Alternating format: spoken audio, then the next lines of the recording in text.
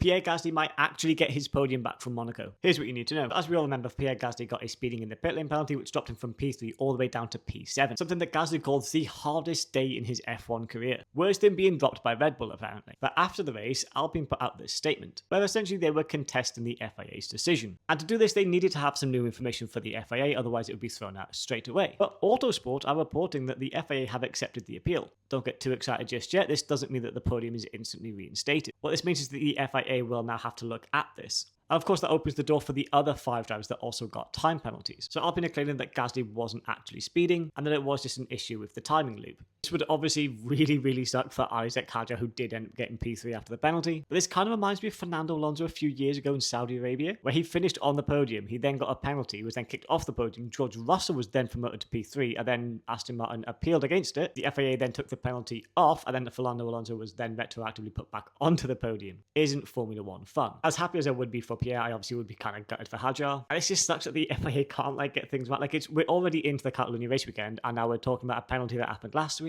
Sort it out, FIA. You're going to read the full article on the Autosport website. And if you want to speed in the pit lane, don't forget to drop me a follower on the road to 50,000.